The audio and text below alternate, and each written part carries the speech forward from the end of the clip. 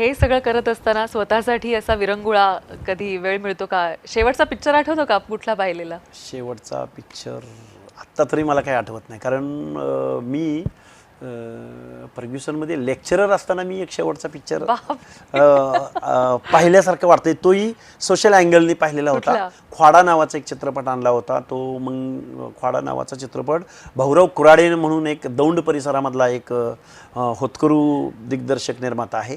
त्याचा तो ख्वाडा चित्रपट जो धनगर समाजाच्या परिस्थितीवरती, आणि दुसरा एक चित्रपट साऊथमधला जय भीम नावाचा चित्रपट आला होता. तो चित्रपट आमच्या आयोगाच्या अध्यक्षांनी बघितला आणि त्यांनी मला सांगितलं की अरे तू जी मांडणी करतोस आयोगासमोर ती मांडणी त्या जय भीम चित्रपटामध्ये आहे.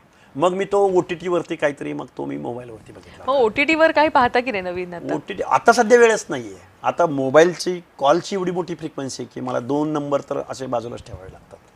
त्यामुळं आता पाहणं आता यामध्ये इंटरेस्ट नाही आहे. आता काहीतरी करून दाखवणं यामध्ये इंटरेस्ट आहे.